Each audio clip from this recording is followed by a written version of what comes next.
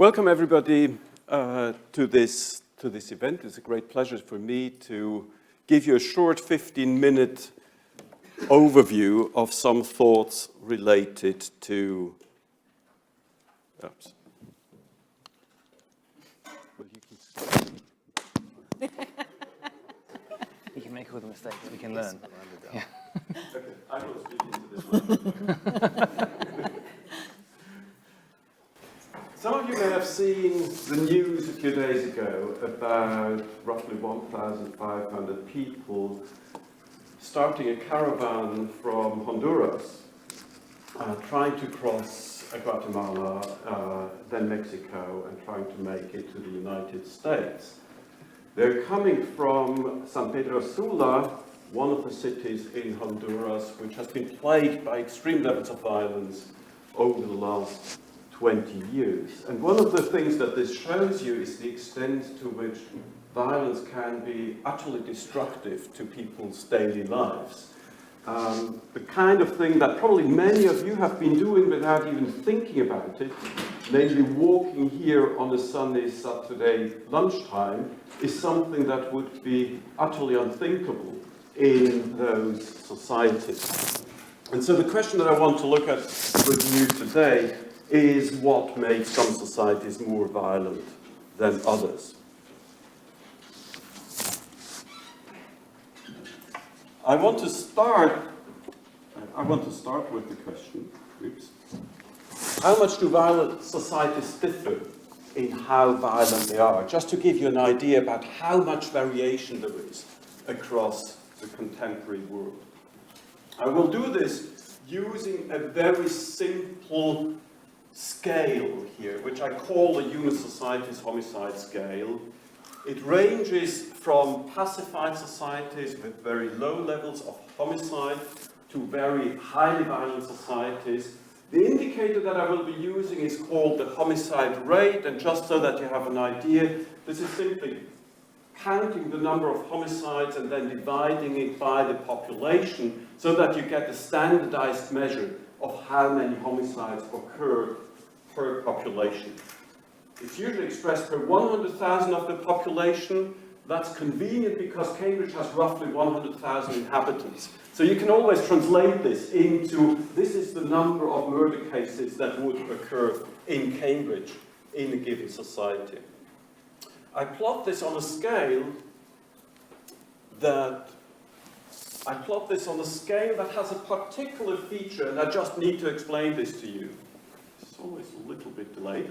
I display this on a scale that is called a logarithmic scale. So each time you go up one of these lines, you multiply the number of homicides by a factor of 10. So across this scale, you see differences by a factor of roughly 1 to 1,000. And that's important to understand. So you have huge differences in levels of violence across this scale. Let me just see what happens, right? So the first thing that I'm doing is to display the homicide rates across the world using the World Health Organization data for 198 countries in the world.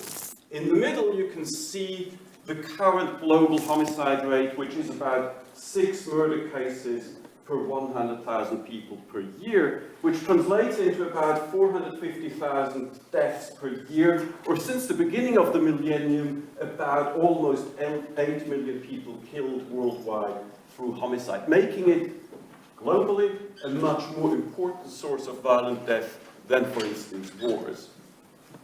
It's probably useful to give you an idea of differences of where different countries are on this scale. So I've highlighted a few countries to give you a better idea of where these countries are. At the very bottom you see Singapore, which I will be coming back to, Switzerland, which is the country where I come from, then the United Kingdom, not at the very bottom, but relatively low, and then you go up until you get to countries like Mexico, Jamaica, and Honduras. Now it's important to bear in mind how much of a difference is reflected on this scale. The most violent societies that we currently know of in the world in terms of homicide are roughly 500 times more violent in respect of homicides than the most peaceful societies. And moreover, it's important to have an idea of how concentrated violence is. 10% of the world population live in countries where almost half of all homicides occur. On the other hand, about half of the global population lives in countries where only about 10% of all homicides occur. So the important message here is violence is very unequally distributed across the world. And we live in a part of the world that's relatively peaceful. I want to show this to you with a map. This is what the world looks like if we look at the world with each country being proportional to the number of homicides. And you can see that Latin America, which includes the 10 most violent countries on earth, is huge, Africa is huge, and Europe and Northern America are relatively small, especially Europe is very small. You almost can't see the United Kingdom, so I've drawn a little plot line around it.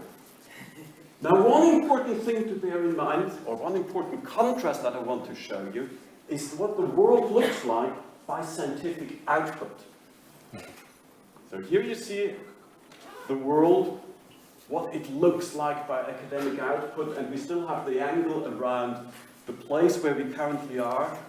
Why is this important? Because it shows to you that the places where the problems are is not the places where the knowledge is. And so in violence research and in violence prevention research, we have a big problem in that we need to bring knowledge and to promote knowledge in the societies that are characterized by very high levels of violence. How do violent and peaceful societies differ? I just want to give you very briefly a few ideas about how they differ. I'm coming back now to my original scale, and I think one of the important things that you should understand is that along this scale, it's not just a matter of differences in the number of cases. There is also a change, as you move up this scale, a change in the nature of homicides. If you go up the scale, homicide becomes something that's deeply intertwined with politics.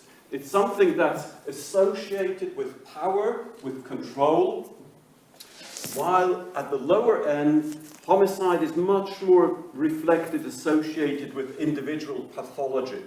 These are societies that are characterized by rule of law, high level of social integration, education, self-control, and trust in authorities. But at the other extreme of highly violent societies, homicide serves political goals. It's related to male control, power, profit, and reputation. Now, this is just a little mistake. And I want to move over to my third and last part, namely how societies become more violent and more peaceful over time.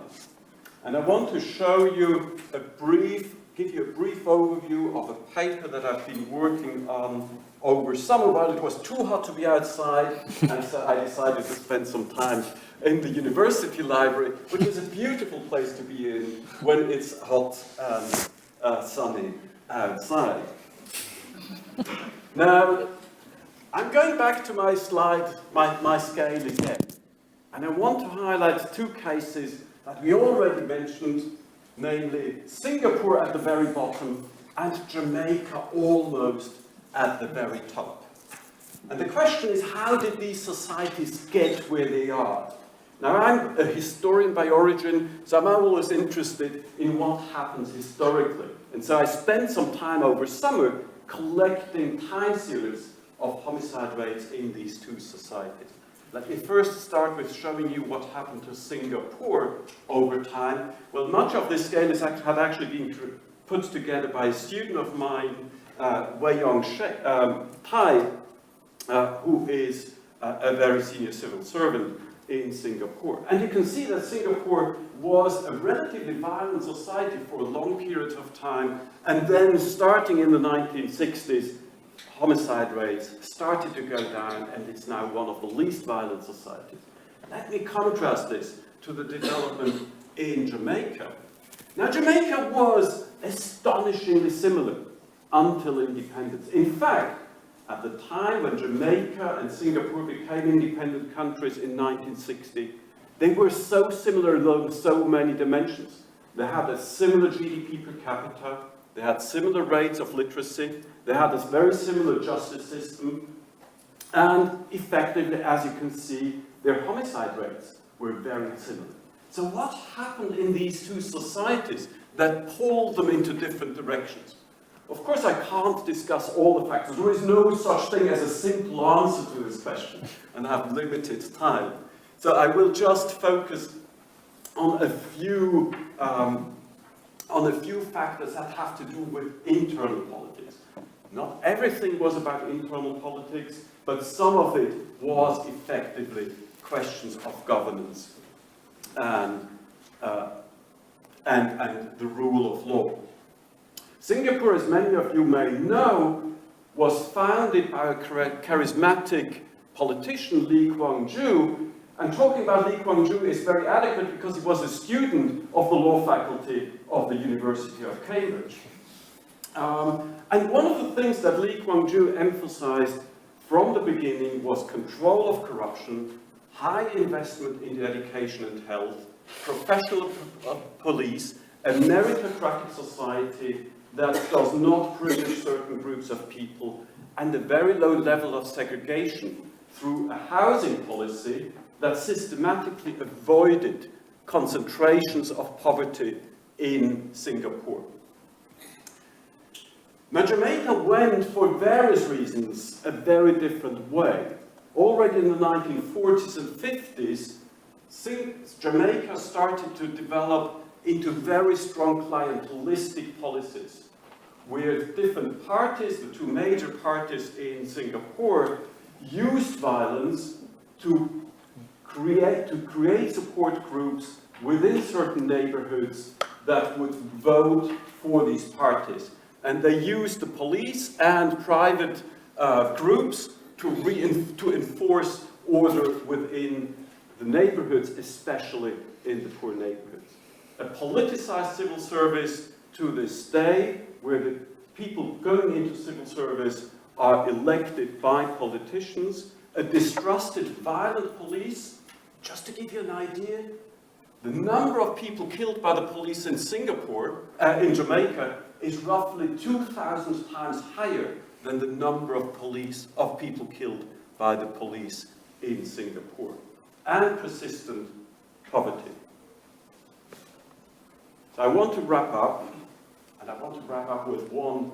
You may not be able to see it well, but it's this basic idea that Don Lorenzetti wrote, painted on the wall of the government in Siena in the 14th century. And he showed a good government and a bad government. And this idea of good and bad government is really core to what I was trying to say here. The most violent societies have about 500 to 1,000 times more homicides than the least violent societies. In extremely violent societies, the rule of law breaks down and the state no longer provides protection, which leads to the problem that others provide protection, which then leads to the problem that you have gangs and private violent entrepreneurs who step into the role of the state. If the state doesn't punish, somebody else will do the punishment. And that is very often the problem in these societies. And societies become violent or peaceful over time. So poor policy decisions do matter, and they can make a huge difference over an extended period of time. Thank you very much.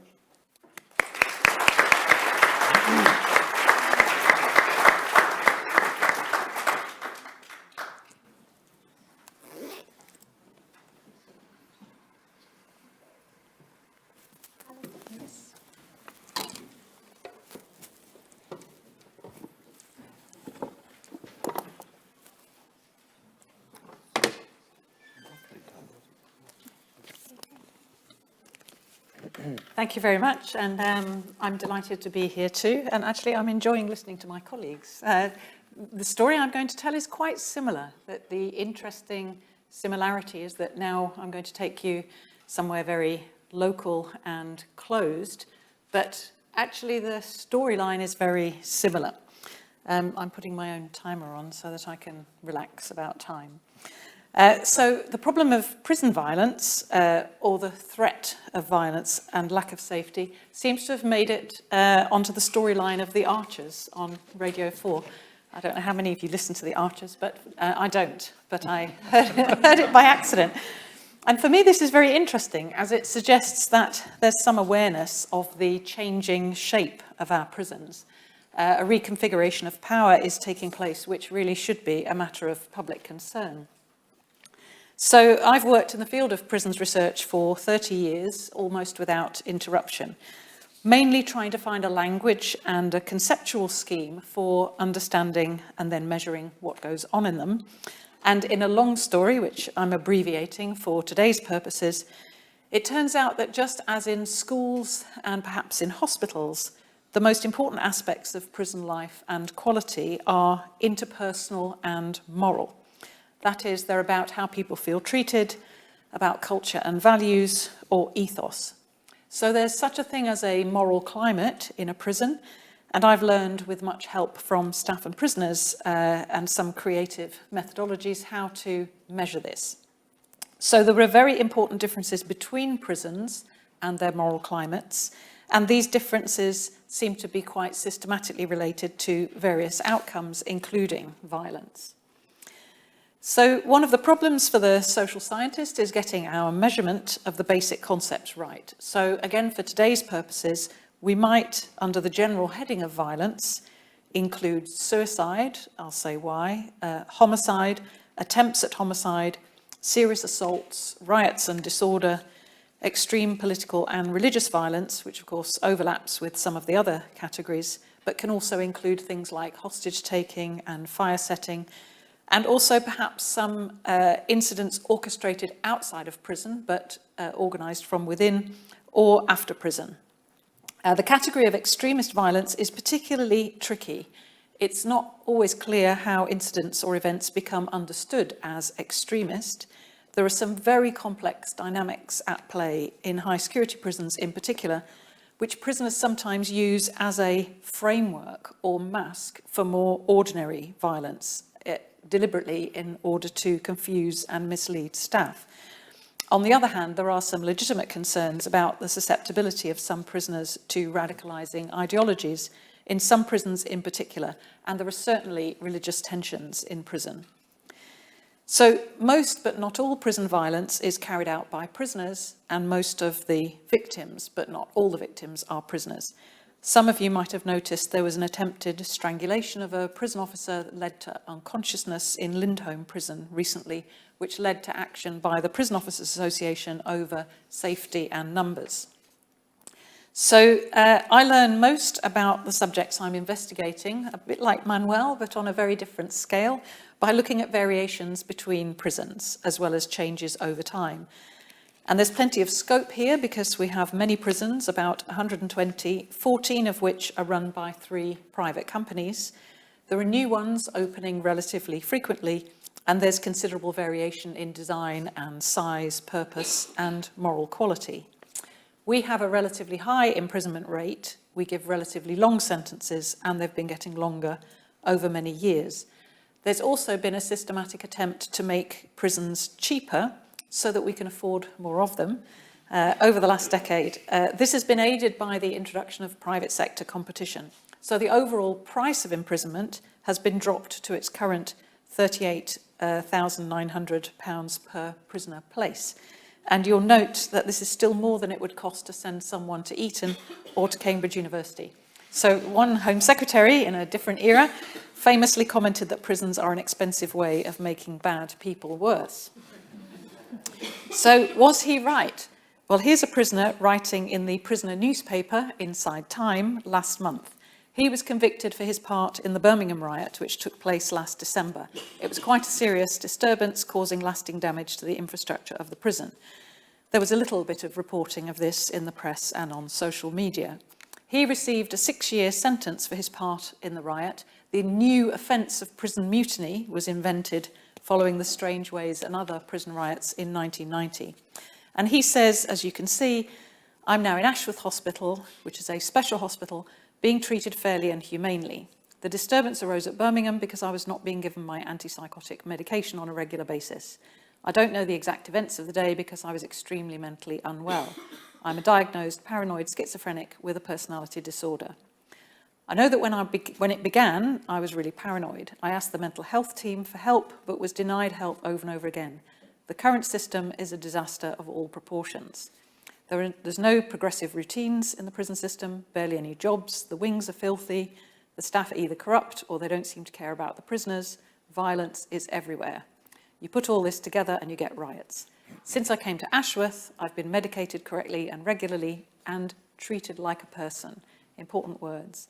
And because of this, I've had no incidents whatsoever in the 8 months since I've been here. I accept that prison staff have been cut by a greedy government, but the staff that have remained seem to have abandoned a positive work ethic. I believe they take out their hardships and unhappiness on prisoners. To put it simply, treat us like animals and we will respond like animals. This is interesting because his analysis is actually pretty reasonable. There are obviously other causes of the causes, and he touches on something that shows up over and over again in our research, that individual care and the overall orientation towards the person can make the difference between life and death or peace and violence in prison. So let me show you some figures by way of illustration. This graph shows the rate of suicides and homicides in prisons in England and Wales since 1978. And what you'll see in the suicide figures most clearly, these are the suicide figures, is a quite steep growth. That's a quite steep growth, then quite a steep decline, and then another steep growth. A bit of a decline last year, but the figures are now on their way up again. And statisticians tend to use a 3-year moving average figure as a way of smoothing out the data. There are fewer homicides, but if you see them closely, they actually follow a very similar pattern. So one of the reasons why I include suicides when thinking about violence is because there is a statistically significant relationship between suicides and homicides.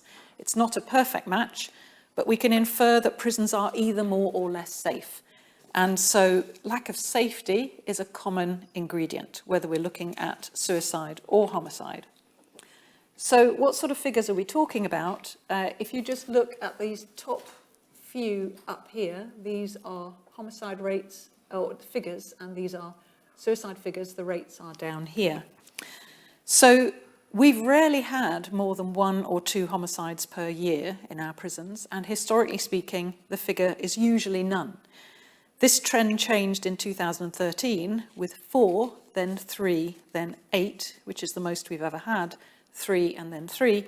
And my source is telling me that this figure is already higher than 3 this year.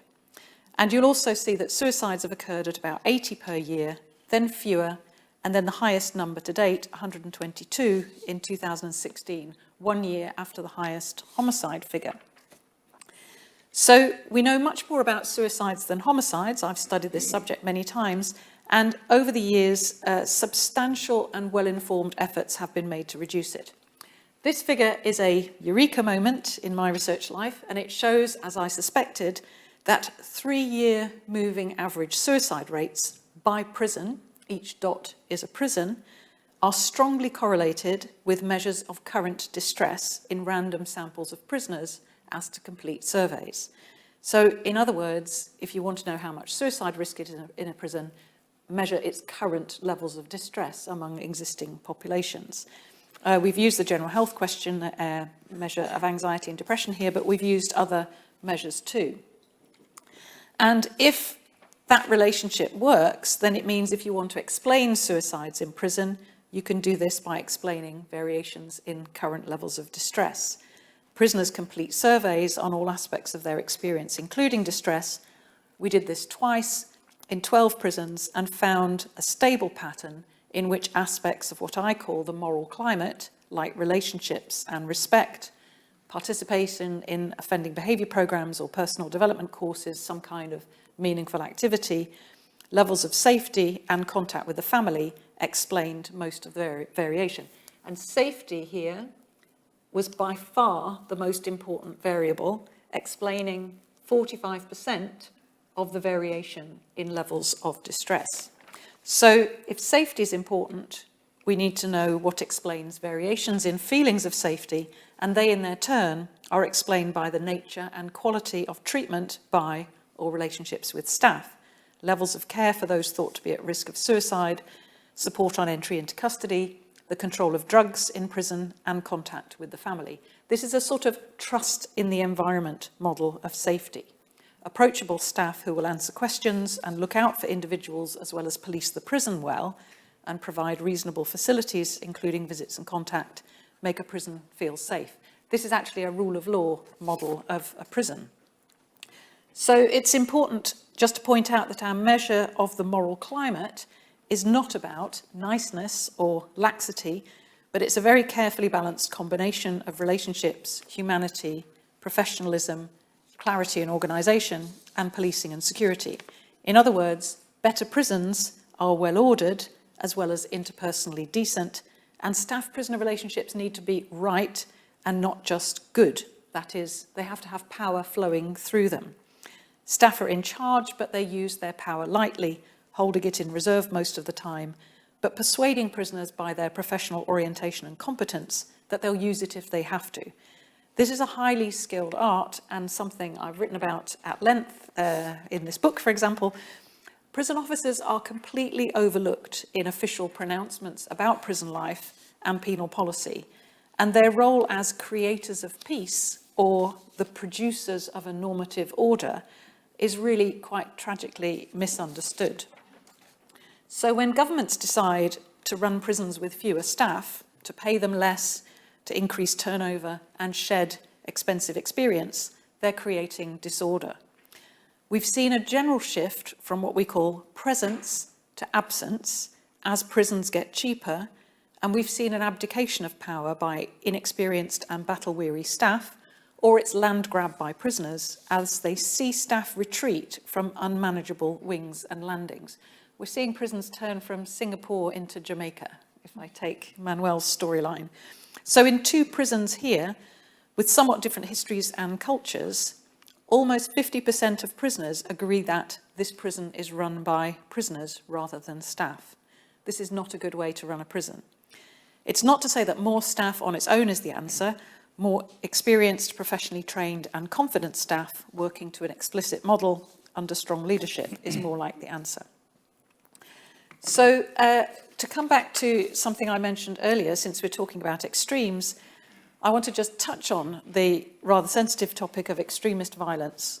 We've recently developed a new dimension in our broader programme of research, which we call political charge, or prisoner anger and alienation. We think it's a good alternative to the concept of radicalisation, which is very loaded and imprecise. And we wanted to see whether politically charged, angry feelings were being generated to different degrees by different high-security prison climates. These are the items in this dimension. And the answer is they were. So 3 is a neutral score, and this shows 3 different prisons with 3 significantly different scores on political charge. Where you see the yellow shading, that means that prison has reached the neutral score. Everybody else is politically charged or angry, but to different degrees. And these are very significant differences, and we're finding that there's a kind of threshold. If you find a group of prisoners at this kind of level, which means very highly politically charged, it means there's a lot of anger and alienation in the air. The fact that there's differences between these prisons, which we can explain with our other dimensions, mean it's being produced by the prison environment. So political charge varied significantly by establishments, and these differences are explained by variations in each prison's moral climate. Specifically, differences in levels of what we call intelligent trust, that is, the prison's ability to place trust and distrust appropriately, humanity, bureaucratic legitimacy, which is about whether the requirements of your sentence, like doing required courses to reduce risk and gain parole, are clear and achievable, fairness, decency, and the quality of relationships in the prison. This is a sort of legitimacy plus explanation, or very similar to a failed states model. Ooh, Right, I am at the end. The end of the story is simply that here's a prison by Wing with all these measures. E-Wing, which doesn't have very much yellow on it, was the site of an incident of extremist violence, which occurred after we'd measured the prison. This happens quite a lot. We can go back to the data and say this incident was more or less generated, the prisoners said emotionally rather than politically, by the climate in the Wing. So I'll better stop. This is also true of life outside of prison. And our explanation has very much to do with the perspective on personhood that's shared by prison staff in the relevant prison. But I'll stop there. Thank you very much.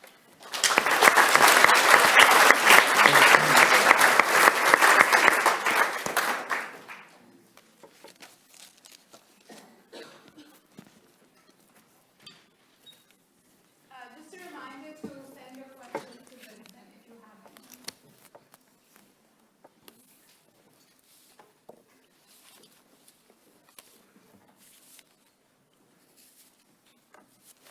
any. Okay, very good. Thank you very much for being here today. I want to make something of an intervention along this larger question of extremes of violence.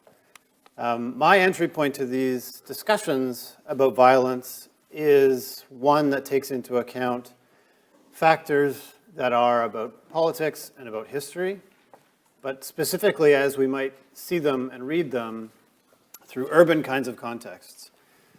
So what I want to focus on in that larger context is this notion of inequality. I think you'll recognize a lot of the themes that I bring up, we've heard already so far.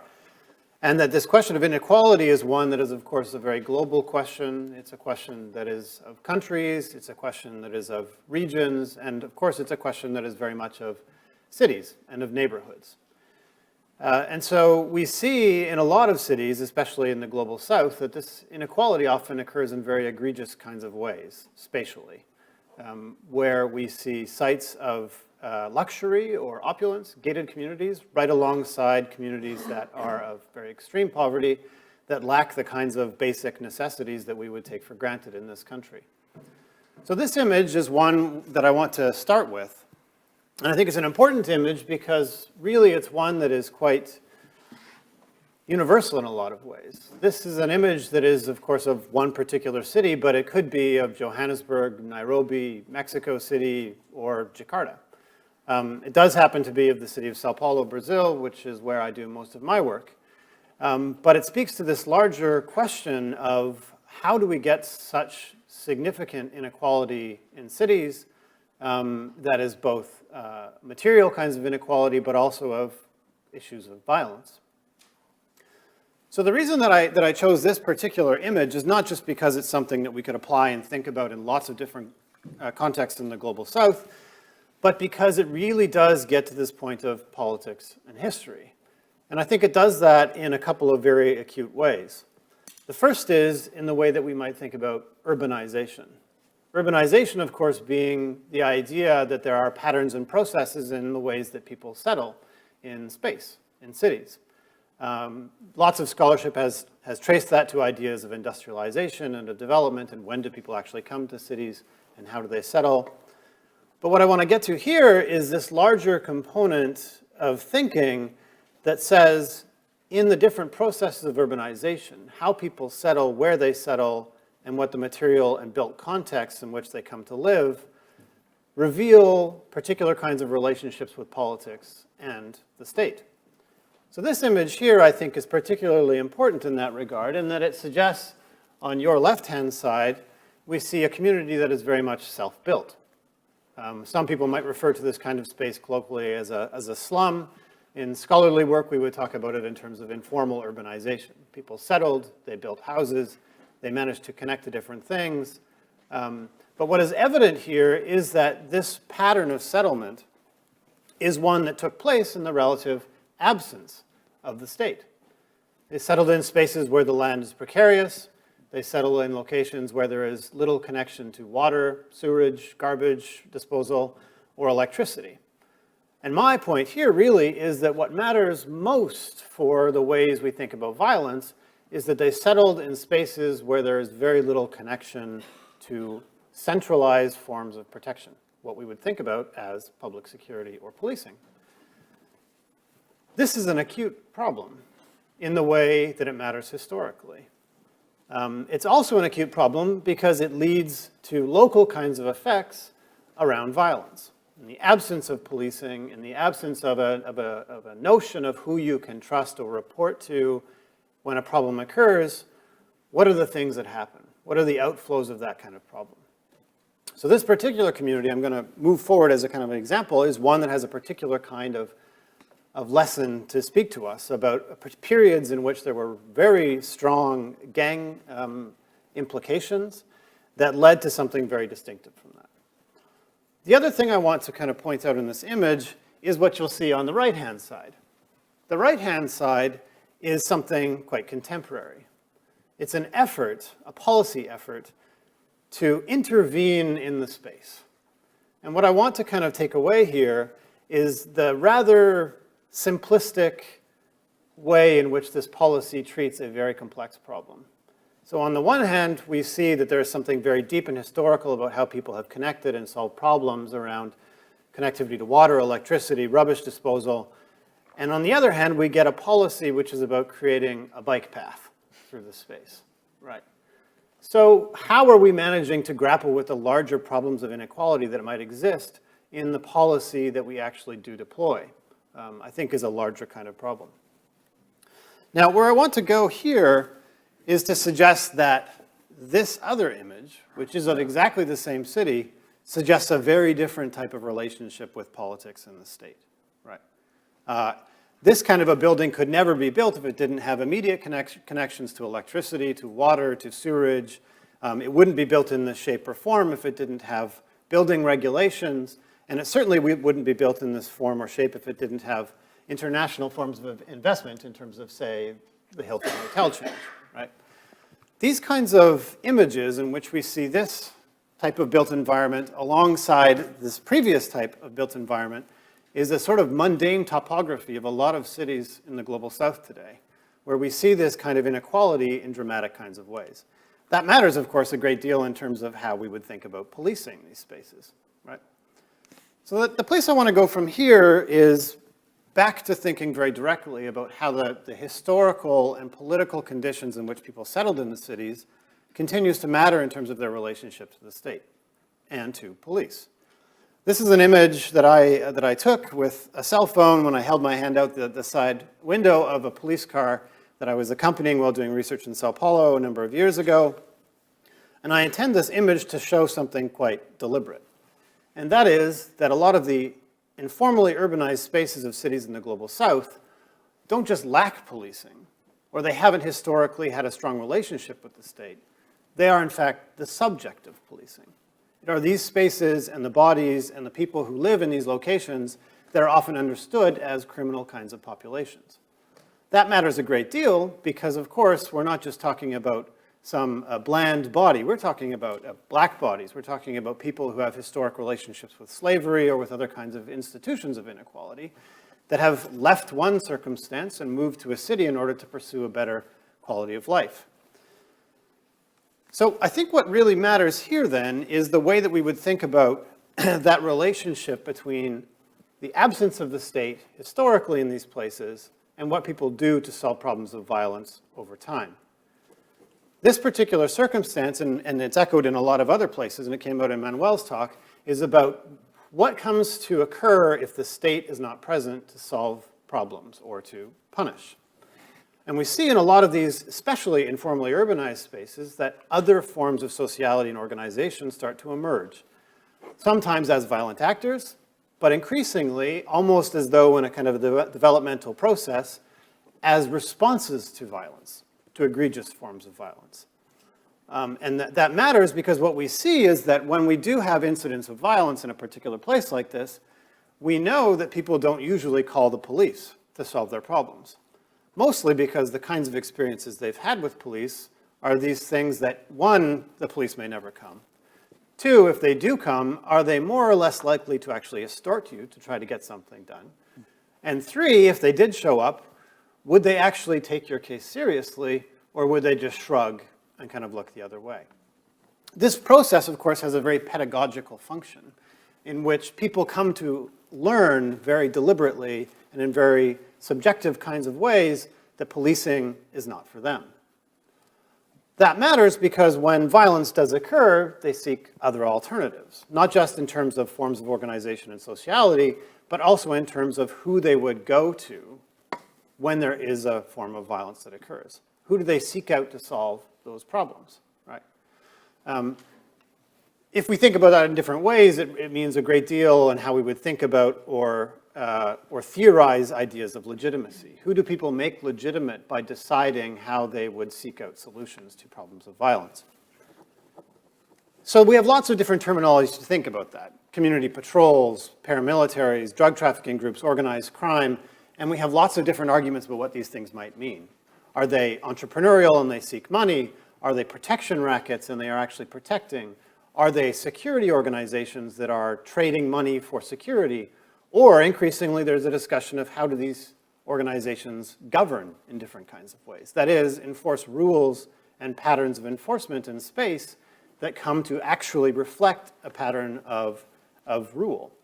That matters because we get a lot of these shades of pacified societies, though they may exist in different kinds of terms. So I want to think about this now in a very direct kind of way, through a particular kind of case, in fact.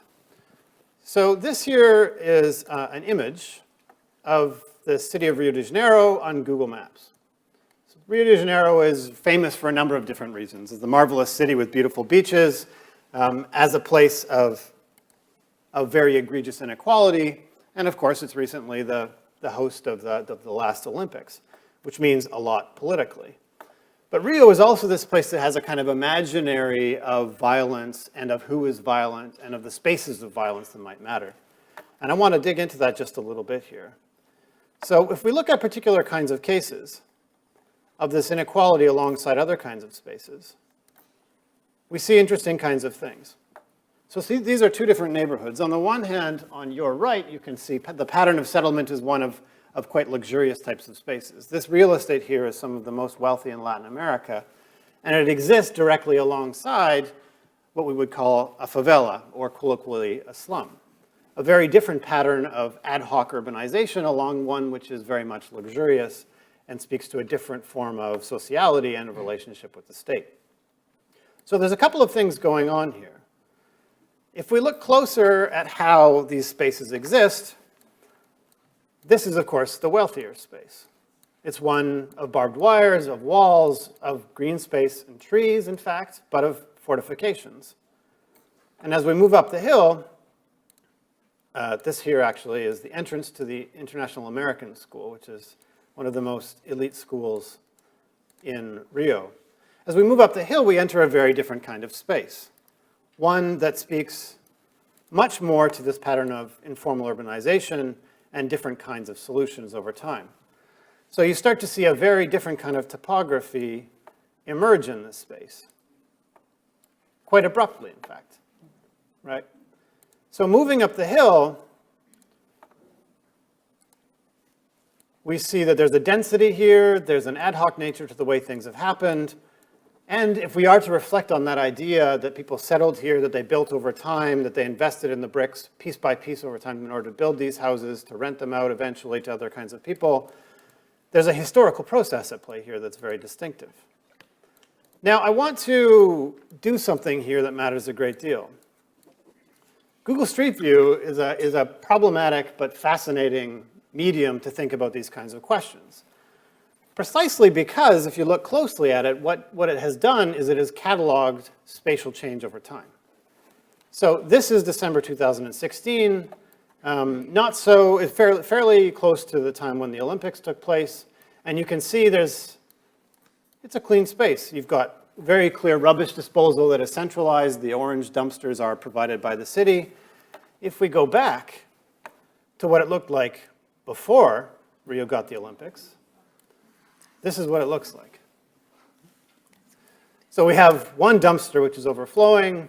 We have what seems like a very different attention to public service, right? Or to the disposal of these kinds of goods. So could people have an idea that they could count on the state? How is that revealed in a context like this? Now, if we move up again, I'm going to move forward to 2016. We're following, actually, a city dump truck up the hill, and it's taking us to a particular location. This space is also interesting because around 2011, 2012, after the Olympics were announced in Rio, the government decided that it would create a special police force to intervene in the spaces controlled by drug trafficking groups. Drug trafficking groups in Rio de Janeiro and in other cities around the world are, of course, problematic, and they capture people's attention. But at the same time, in some very difficult and slippery kinds of ways, they've also been responsible for controlling violence. And that matters a great deal because it implies an important significance to how people themselves, citizens, have sought out solutions for what they have facing them as problems in their life. So at this period of time, this favela comes to be policed by this alternative police force. And we see all sorts of efforts to create a new kind of legitimacy between citizens and the state so that citizens would trust the police enough that they would seek them out in a case of violence, which is a very sharp distinction from what existed previously. And I want to show you a little bit about what that might mean. So we go back in time to July 2011, to a very distinctive kind of spatial moment. So on the right-hand side, it's a little difficult for you to see here maybe, there's a roadblock. Oops, I'm going to back up there. Part of the problem with Google Street View is that it tends to switch back and forth arbitrarily between years when it can't find a space. So there's a roadblock on the right-hand side. There's a man over here who's trying to flag down the Google Street View car, saying there's something you need to stop, right? You can't proceed any further. You're entering essentially a different kind of space. If we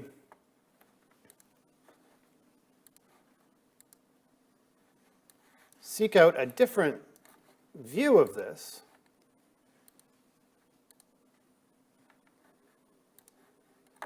that roadblock is still in place.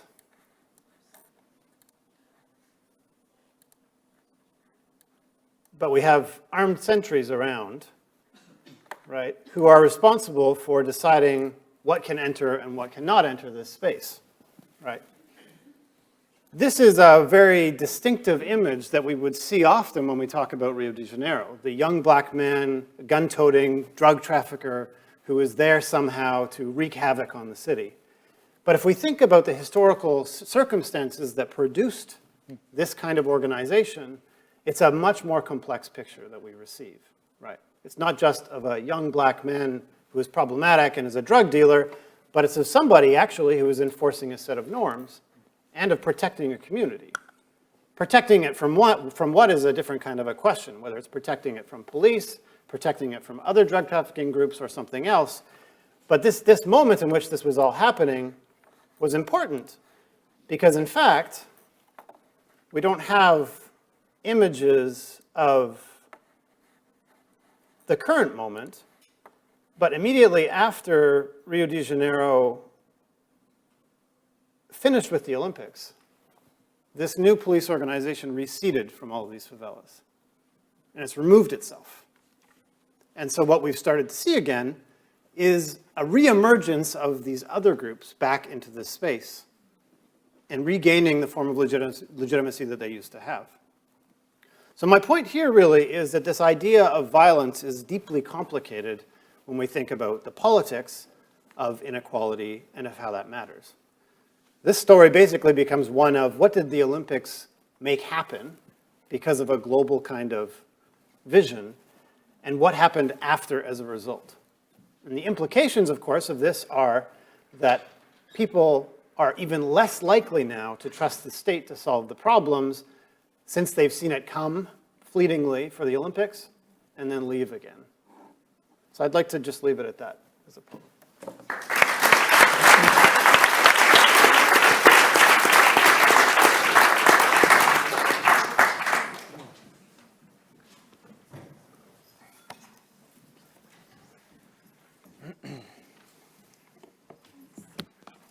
Okay.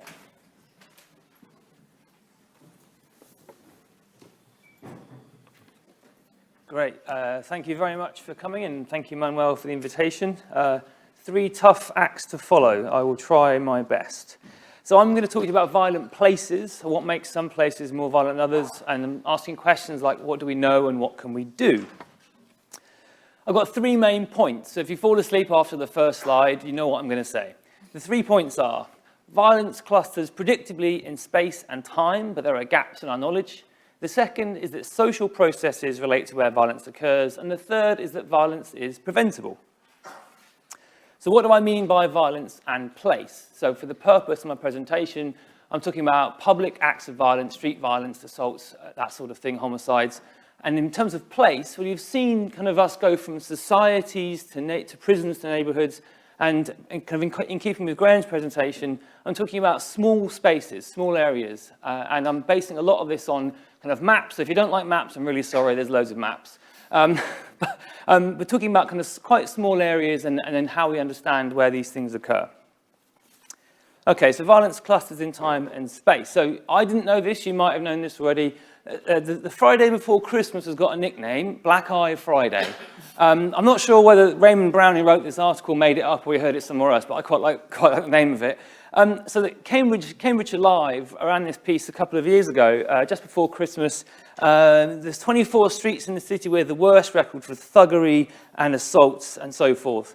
And they produced this map. Now, this is probably the worst map I'm going to show you, because you can't really see a great deal on it. But what you can see is a kind of clustering in space of where the crimes occur, where the violence occurred. And if you're interested, because you're going to be out in the city in a minute, St Andrews Street, Corn Exchange Street, Sydney Street, Downing Street, Parkside are the top 5.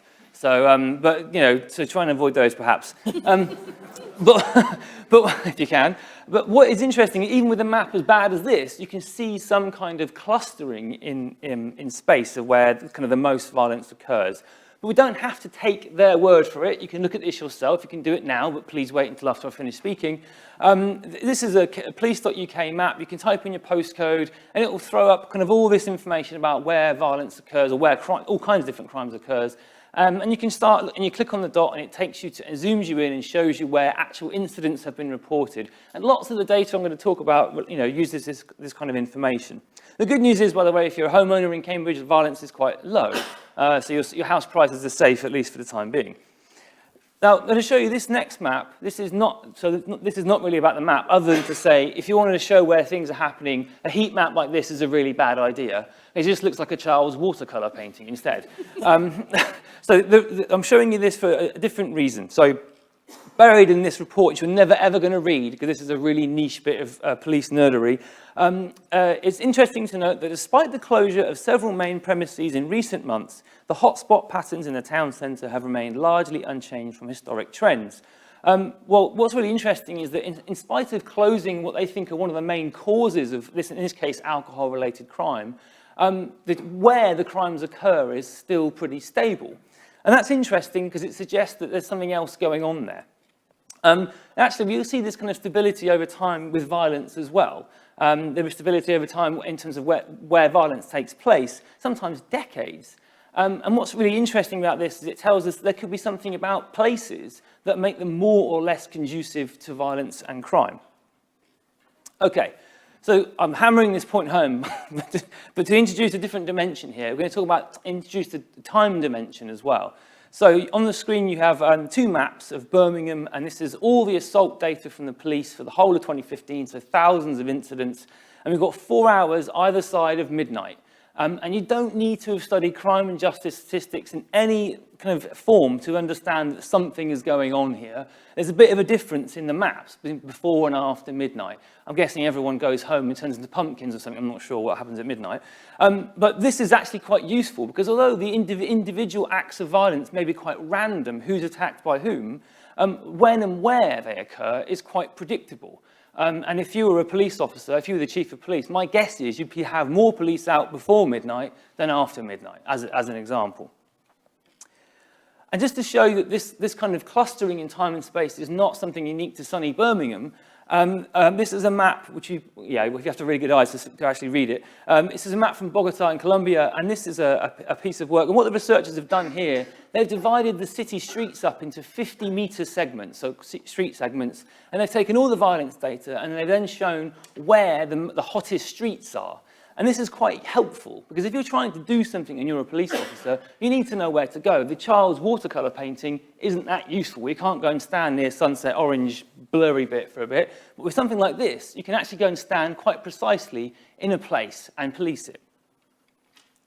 But what does all this mean? So if we can predict where violence and crime more generally is in terms of when and where we see it, it means we can act to prevent it.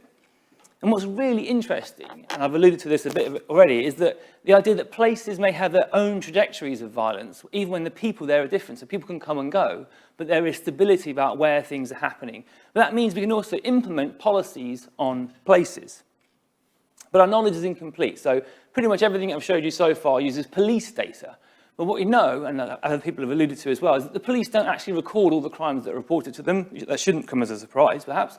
But actually, if you combine the police data with other sources of data, you get a much more complete picture. So if you combine it with ambulance calls for service, emergency department data, you get a much more complete picture of when and where violence occurs. Okay, so the second point I'm going to make is about social processes relating to violence. So another map, coming up. So this is a map of Chicago, and I'm going to talk to you about two different things. So the stars, if you're at the back, they're just the blurry blobs, the kind of black blobs. Let me show you these things up here. The stars represent areas that have high homicide typology, the kind of high rates of homicide. And the shaded areas, I'm going to talk about the shading in this, so they have light and dark shading. They represent different levels of what the researchers in this study call collective efficacy, which is essentially trust in other people and a willingness to intervene on behalf of others. And you don't need to be a professor of spatial statistics to see there's some kind of relationship between where the homicides are, where the highest rates of homicide are, and trust and cohesion. So basically, nearly all the high areas of homicide are in areas where trust and cohesion is low. And again, this is really interesting, and Alison alluded to this. There are things that we perceive around us. We can't actually see, but we can measure them through social scientific methods. And we can relate these things in terms of perceptions of safety and trust, and relate these things to things like homicide, which really matter to us. And this is another map. This is not about the map. Anyone know where this is, quickly? It's near Cambridge. Peterborough. Yeah, okay, you know. Peterborough, okay. So this is, it's not about, this is a map from a study that researchers at the Institute of Criminology has done. But again, it's not about the map, it's about another finding. So in this book, they had this statement to say, collective efficacy was a considerably stronger predictor of where people commit crimes than where offenders live. There's a long tradition of research basically saying that offenders are really lazy. They won't go and commit crimes very far from where they live. And actually what the study team have done and looked at is where they actually found that this kind of trust and cohesion was more important for the selection of where people go and commit crimes than where they live. So they actually looked at this and tried to test out this idea, which I thought which is really interesting and also really informative. I'm going to finish my last kind of few minutes talking about kind of preventing violence and how we react matters. So the question I asked on the board is, what can we do? Well, there are different things we can do or we're trying to do to try and prevent violence. One example is designing out crime. You may think, well, how can you design out violence? One example is if you're thinking about large public order events. I hear there's a march on today somewhere in London. There's a lot of thought that goes into how crowds flow in places. There's a lot of time spent thinking about this, and the design of stadia as well. The public order policing, a lot of thought goes into, well, hang on, how do people flow around this physical environment? There is that kind of idea that you can build things like architecture can really matter for when and where crimes occur, and particularly violence. The second, I've put it as like the symbol for this is kind of like the kind of monkey covering its eyes, because at the moment, predictions and algorithms are kind of all the rage. There's a lot of effort going into trying to use information available to predict where the crimes are going to happen next. And although at the moment it's still very early on and it's in the evidence base, it's an area of work that's really interesting and holds lots of promise. And it's one that's going to continue developing, I think, over time, and actually I think will end up being quite useful. Another area, another way of intervening or talking about intervention is what's called public health. So on Twitter, on the news at the moment, there's lots of discussions about public health approaches to violence prevention. Public health approaches is a very broad umbrella term. One example of it is treating violence as a disease or like an epidemic, and you try and interrupt and prevent the spread through intervening in particular ways. The other extreme of this is kind of so-called harm reduction or harm reduction approaches. A good example of this is in Cardiff in South Wales. Anyone from Cardiff here? Anyone from South Wales? No, okay, I'm not going to insult them, just out of curiosity. So they had a really big problem with violence and street violence, and a group of medics and local politicians and researchers from Cardiff University set about trying to prevent and reduce the harms. And it ranged from things like pedestrianisation of city centres to prevent people kind of funneling into each other, but it also went down to the level of detail of changing the composition of a pint glass so that when it was used as a weapon, not if, when it was used as a weapon, it would shatter and not shard. And so it did two things. It reduced facial injuries amongst those who were being victimised. It also reduced hand injuries amongst the assailants because they were clenching the glass and slicing their hands open. So the final example is policing, good old-fashioned policing. The shorthand is cops on the dots. You find where the hotspots are, you put a police officer there, and that is, there's evidence, good evidence showing that that can help reduce and prevent, and rather than just displace crime. But the more effective application of this is through actually working with the local community to problem solve with them about what's going on that may be driving crime and violence in that location. So I'll finish up a little bit ahead of time. I've probably been talking really fast, sorry. To conclude, violence is predictable in terms of when and where it occurs. We can relate social processes to violence to help understand the when and the where. Violence and crime are not inevitable and can be prevented, and places as well as people can be changed to reduce violence and its harms. And I'll stop there. Thanks very much.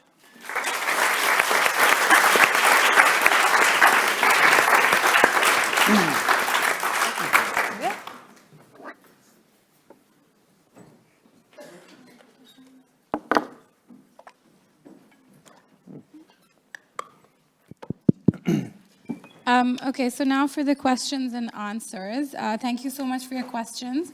The first question is that we're going to take is, could prisons act as test grounds for policy ideas? As test grounds. For policy ideas. And it's open to the whole panel, so whoever wants to respond. I'm assuming that this means test grounds for the reduction of violence. In some ways, prisons are natural experimental settings that I refer to them as moral laboratories. This isn't how most people would think about prisons, but they are natural experimental environments. And we've been carrying out some natural experiments by privatizing prisons. That was introduced as a so-called experiment. And had it been really introduced as an experiment, people would have been more interested in the results of all our various evaluations, which were tests of different forms of order and their relationship with lots of different outcomes. So I guess the answer to the question is yes, but it's not often the case, even though various experiments in forms of order and their relationship to outcomes are taking place all the time. Our second question is, we tend to judge violence in negative terms, but are there situations in which violence is justified? For example, the Black Civil Rights Movement in the USA and other such social movements. This might be for the end of the panel.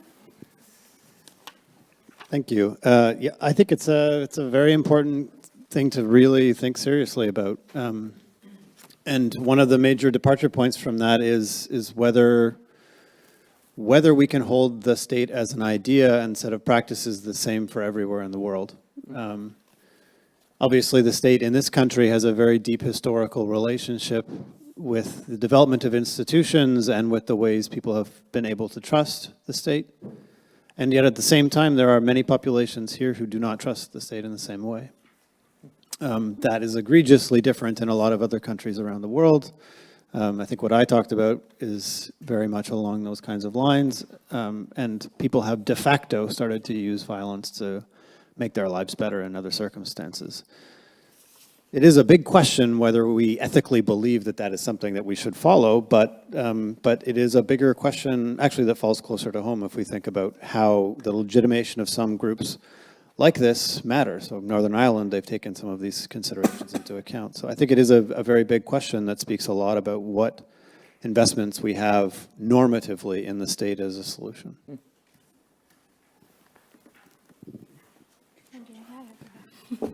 I just wanted to add one thought to what was just said. The question of whether violence is legitimate or justifiable, you can very often observe by just looking at the kind of words that you use. When you think that violence is a bad thing, you say violence. If you think that it's a good thing, you say use of force. If you think that it's a bad thing against children, you say child maltreatment. If you think that it's a good thing, you say chastisement. So there is linguistic differences that show whether people think under certain circumstances that violence is actually a good thing. But of course, it's in the eye of the beholder very often whether they do think that this is a good thing or not. Among young people, we've done a study in Switzerland where we asked young people, for instance, how many of them think that using violence for political goals is justifiable. And it's quite astonishing. Switzerland is a relatively peaceful country, but about 25% of young people say, yes, we think that it's right sometimes to support violent groups to commit violent acts. It's interesting that a number of different things play into this. Victimization through parental violence when they were children has an effect on whether they, as adolescents, think that political violence is justified. And again, one of the factors that play an important role is whether they come from what we call fragile states. So coming from a fragile state, but at the same time being male and having been brought up in a more violent family environment comes together and makes people more likely to believe that violence can be justified. This is quite a broad question. So essentially looking at the factors that make societies go from more violent to more peaceful. And how do you think education, the lack of free speech, civil society, community capital, good governance affects this kind of process? And what are the policy implications of that? So this is, I think, for everyone. Right. So everyone. Yeah, really. Yes, sufficiently broad question.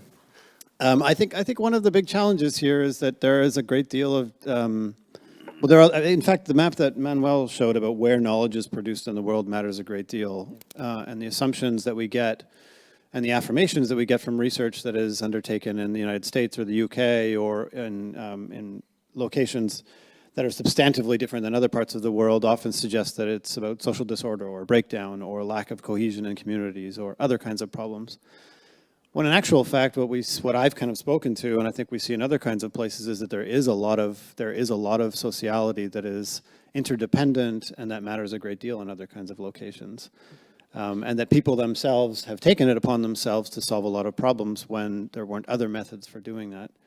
And so I think it is quite wrong to take some of the assumptions from the research of other places without critically addressing whether or not they hold in any significant kind of way for the other kinds of locations.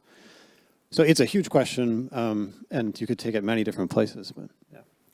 I'll add something very minor, which is not minor in another way, which is that one of my PhD students has been teaching philosophy to prisoners, and her course is based on philosophy for children. And there's now a bit of a movement to teach philosophy in prisons, and it has a profound effect on violence. It's linked to the education question that prisoners become really interested in the politics of their own lives, and it changes their whole understanding of the world that they're in. So in some ways, taking philosophy into the places that you've shown and just raising kind of awareness and understanding turns the day-to-day problems into political problems, which actually generates a certain amount of agency. So we also know that punitiveness varies by levels of education. So I think we can draw some general lessons about the value of education in peace building. I would like to link this question to the United Nations Sustainable Development Goals. Because in the United Nations Sustainable Development Goals, for the first time in human history, the United Nations say, well, we should try to reduce violence. They say for some types of violence, we should try to eliminate them in the next 15 years, which is not going to happen, but I think we should try. Now, one of the reasons why I showed you these historical maps is that what they show is that this can be done.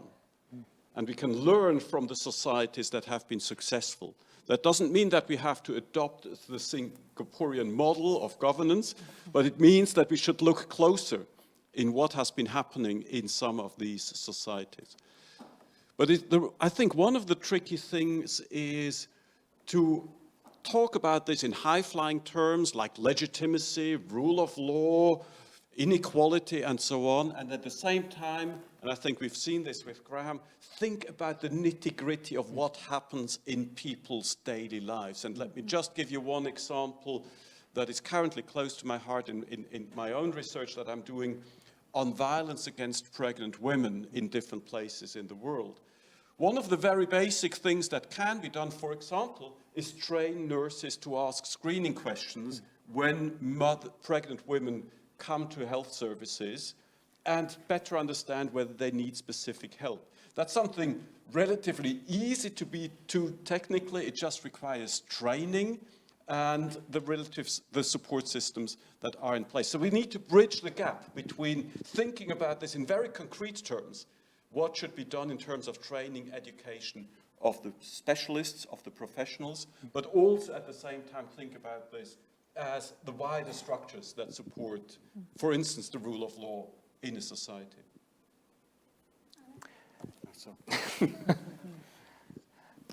How am I going to think about this? So, one of the things that struck me about my presentation following Graham's was that a lot of the research that I talked about has, as Manuel pointed out, has come from countries, different countries to where lots of violence is taking place. And what we're starting to see is when we're testing out ideas in the countries where violence is really high, we're actually not getting the same kind of consistency in the results. And that's something that's really important to understand when you're thinking about transferring policies from place to place. In relation to how kind of the question was of, what's the role of education, for example, and that sort of thing. I guess the question I have for the audience to mull over, don't all shout out at once, is if you could put your policy kind of gamble on one intervention, what would you do? And believe me, people have thought about this for a long time, so I'm really not expecting an answer. But something to mull over as you're walking around and thinking about it afterwards. If you could put your money somewhere, where would you put it? And that's something to mull over, because people are thinking about these kinds of things all the time. Another question for everyone. How do you explain spikes of violence in relatively peaceful societies? So whether that's in a prison or in a community, neighborhood, or in countries. So the example that is given here is the 2011 riots in the UK. So relatively peaceful societies and areas, prisons, and why do these things happen? I'm not an expert on the riots in particular, but my own understanding, we might be a relatively peaceful country, but this is very differentiated by population. And so for the population who were involved in the riots, their experience, their day-to-day lives are not relatively peaceful, and they feel very discriminated against, put upon, unfairly treated by the police. So I think what we saw during the riots was a kind of eruption among a very specific demographic. And that means, a bit, as we've all been saying, that we have to look within these peaceful societies to find areas where that isn't the general trend, and there are exceptions isn't the right word, but different dynamics at play, I think.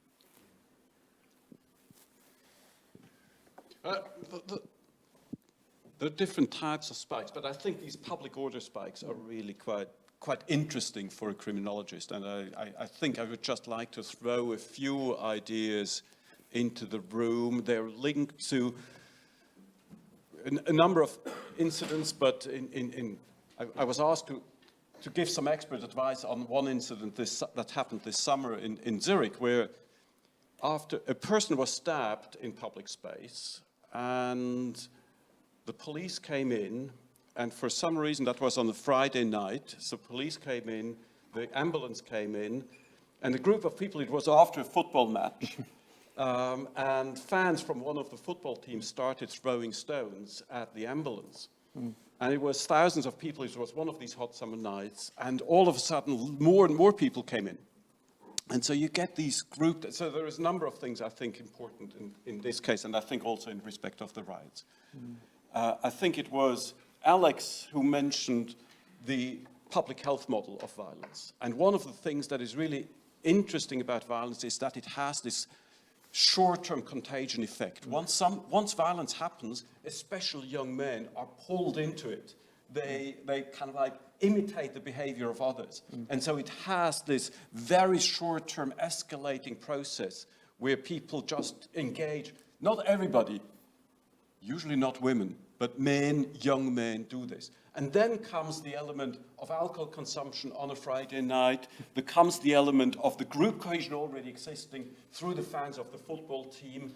And then there comes into play unsensitive policing. The police came in with riot gear. They demonstrated that they are kind of like fighting some others. They started using tear gas, and that led to a polarization where possibly more sensitive policing could have de-escalated the situation. So there is a number of factors coming into play where these things run out of control within a short period of time.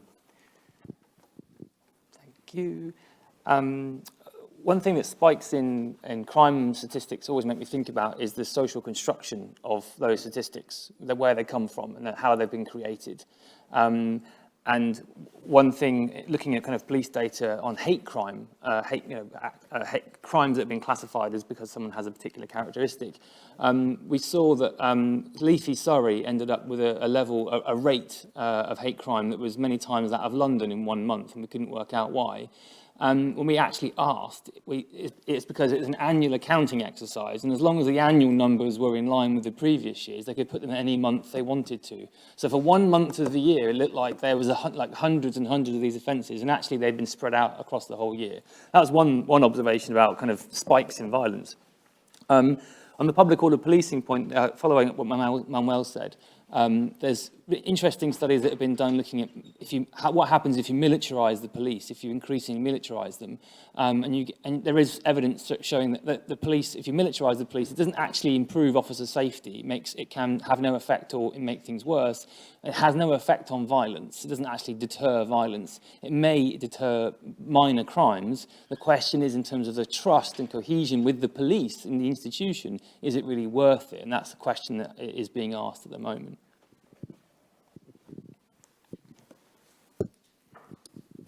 Thank you so much, the panelists and everyone else for attending and for giving us your time on a Saturday, and I hope you guys enjoyed it. Thank you.